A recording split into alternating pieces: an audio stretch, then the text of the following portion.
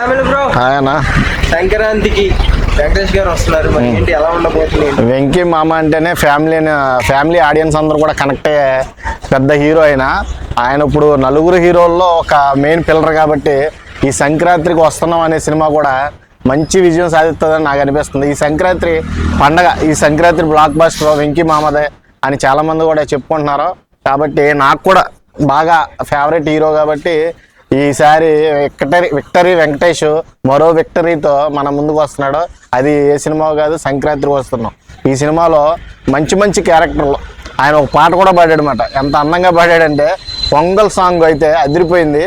ఒక్క ముక్కలో చెప్పాలంటే ఈ సంక్రాంతి ఖచ్చితంగా వెంకీ మామది.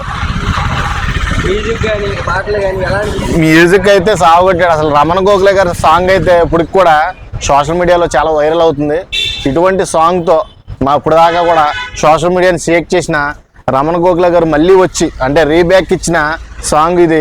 గోదావరి గట్టు మీద సాంగ్ చాలా అంటే చాలా అద్భుతంగా ప్రజల్లో మంచి రెస్పాండ్ అయితే వచ్చింది. దానికి రెస్పాన్స్ మంచిగా సూపర్గా పాడారు మధులత గారు అండ్ రమణ గోఖలే గారు అయితే ఇచ్చి పడేశారు. అసలు సాంగ్ అయితే అద్భుతమైన అనిపించింది. డైలాగ్ వర్షన్ ఎలా ఉంది? డైలాగ్ వర్షన్ అయితే వెంకీ మామ గురించి చెప్పవసరం లేదు. కామెడీ ఇప్పుడు అసలు మెయిన్ వెంకీ మామని అలాగ రూపుదిద్దిన మన డైరెక్టర్ గారు అనిల్ రావుపూడి గారి గురించి మాట్లాడాలి. అనిల్ రావుపూడి గారు ఇప్పుడుదా కూడా ఎటువంటి సినిమాలో కూడా ఫెయిల్ అవ్వాలి. ఇప్పటి వరకు కూడా అన్నీ కూడా బ్యాక్ టు బ్యాక్ హిట్సే కాబట్టి మళ్ళీ సంక్రాంతికి మరో హిట్తో అందరి ముందుకు వస్తున్నాడని అనిపిస్తుంది.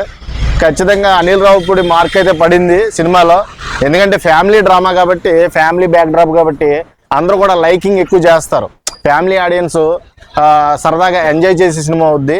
సంక్రాంతి పండగనే తెలుగు రాష్ట్రాల్లో ఎలా అయితే బాగా సెలబ్రేట్ చేసుకుంటారో ఈ సినిమాను కూడా విజయంతో అలా సెలబ్రేట్ చేస్తారని ఖచ్చితంగా నాకైతే హోప్ ఉంది. ఈ ప్రతి సంక్రాంతికి ఒక్కొక్క సినిమాలో ఒక్కొక్క డైలాగ్ అయితే చెప్పుకుంటూ వస్తారు. ఇందులో కూడా వెంకటేష్ గారు భారీ డైలాగులు అయితే చెప్పడం జరిగింది. దాంట్లో అదే ఫ్యామిలీకి సంబంధించిన డైలాగ్. అది పెద్ద బయట నుంచి తెచ్చిన డైలాగ్ ఏం కాదు. ఆ ప్రతి మగాడు వెనకాల పెళ్లి కాకముందు ఒక లవ్ స్టోరీ రన్ అవుద్ది. ఆ లవ్ స్టోరీని దయచేసి పెళ్ళైన తర్వాత మీ పిల్లలతో మాత్రం చెప్పొద్దు. చెప్తే మీకు రోజు శివరాత్రే, సంక్రాంతి కాదు అన్నట్టుగా డైలాగ్ చాలా వైరల్ అవుతుంది. ఎందుకంటే వెంకీ మామ చెప్పింది నిజమే. ప్రతి మగాడు వెనక ఒక లవ్ స్టోరీ అనేది ఉంటుంది ఆ టీనేజ్లో. అది ఏదో గొప్ప కోసం పిల్లలతో చెప్తే వచ్చే పాటలు ఎలా ఉంటాయో చాలా క్లియర్గా, అంటే ఒక ప్రెస్టేటెడ్ మగాడు చెప్పే డైలాగ్ అది. ఎక్కువగా పిల్లలకి తెలియకుండా మనం మన పాత అభిప్రాయాలు, మా పాత అనుభవాలన్నీ కూడా పంచుకున్న తర్వాత వీళ్ళు ఏం చేస్తారంటే టార్చర్ మొదలెడతారు. నువ్వు అప్పుడు ఆ అమ్మాయిని లవ్ చేసావు కదా, ఆ అమ్మాయి అయినా కనబడే అమ్మాయి, నువ్వు ఆ అమ్మాయి దగ్గరికి ఎందుకు మాట్లాడుతున్నావు, ఈ అమ్మాయితో ఎందుకు మాట్లాడుతున్నావు అని. ఈ వెర్షన్ అంతా కూడా ఎలా ఉంటుందంటే ఒక రకంగా చూడాలంటే ఒక సైకోలా తయారు చేస్తామన్నమాట. పిల్లాన్నే మా పద్ధతిగా ఉండే పిల్లాన్నే సైకోల్లాగా తయారు చేసేది మగవాళ్ళే కాబట్టి అలాంటివి ఏమైనా ఉంటే మానుకోండి. ఈ డైలాగ్లో ఉన్న మెయిన్ ఉద్దేశం అదే. నాకు తెలిసి ఈ సంక్రాంతికి వెంకీ మామకి మంచి ఫ్యామిలీ హిట్ 100%. ఫ్యామిలీ సినిమా అంటే పండగ వాతావరణం మొత్తం కూడా దీంట్లో కనపడుతుంది అంటున్నారు. ఇంకొకటి ఏమో ట్రైలర్ లో చూసుకుంటేనేమో గన్స్, దాంతో ఆ మిషన్ కి నేను వెళ్ళేటప్పుడు కూడా మళ్ళీ వాళ్ళ లవర్ ఎవరైతే ఉందో మీనాక్షి చౌదరి వస్తాను అంటాం.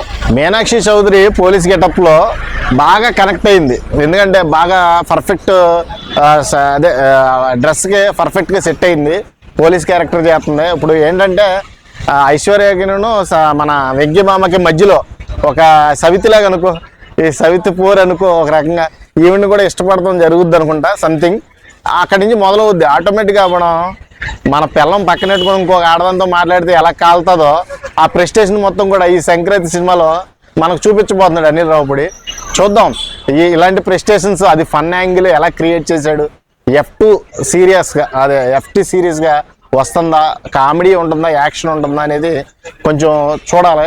ఖచ్చితంగా వెంకీ మామ ఎవరినైనా ఏడిపించగలడో, ఎవరినైనా నవ్వించగలడో, ఎవరినైనా సీట్లోంచి కూర్చొని లేవనివ్వకుండా సినిమా మొత్తం చూపించగలడు. అంతా అన్ని కైండ్ ఆఫ్ ఎలిమెంట్స్ ఉన్నాయి కాబట్టి ఖచ్చితంగా విక్టరీ సొంతం అవుద్ది ఈ సంక్రాంతి. అయితే వెంకటేష్ గారు అండ్ హీరోయిన్ గారు మాట్లాడుకుంటుంటే ఆ పోలీస్ సాంగ్తో మాట్లాడుతుంటే ఇంగ్లీష్ లో మాట్లాడుతుంటే తెలుగులో మాట్లాడు బా అంటారు. ఎక్కువగా పల్లెటూరులో పిలుచుకునే కామన్ వర్డ్ ఏంటంటే బావా అవ్వపోయినా కానీ బయట వ్యక్తిని పెళ్లి చేసుకున్నా కానీ ఎక్కువగా బావ మామ ఇలా ఈ type of kind of versions ఉంటాయి. పల్లెటూరు బ్యాక్ డ్రాప్ కాబట్టి అలాగా బావే అవసరంలా, సొంత మేనమావ అవసరంలా, సొంత బావ అవసరంలా. పెళ్లి చేసుకున్నాక బావాని పిలుచుకోవడం ఒక ఆనవాయితీ, ఒక అలవాటు కింద ఉంటుంది కాబట్టి అది కూడా బాగా ఫన్ క్రియేట్ అవుద్దని నాకు అనిపిస్తుంది. ఒక ఎమోషనల్ బాండింగ్స్ ఇప్పుడు ఫ్యామిలీలో జరిగే ప్రతిరోజు జరిగే ఇష్యూస్ మీద ఈ సినిమా ఎక్కువగా రన్ అవుద్దని నాకు అనిపిస్తుంది. సంక్రాంతికి మరొక హిట్ అనుకోవచ్చు. ఖచ్చితంగా వెంకీ మామ కథలు ఇంకో హిట్. మరి ఈ సంక్రాంతికి దూసుకుపోయే ఏకైక హీరో వెంకీ మామే అనిపిస్తుంది. అంటే డైరెక్టర్ గారు అండ్ హీరో హీరోయిన్స్ వీళ్ళందరూ ప్రమోషన్ చేస్తుంటే అసలు భారీ ఎత్తుగా చేస్తున్నారు. అక్కడికి వెళ్తున్నారు, చేయడం కానీ చేస్తున్నారు.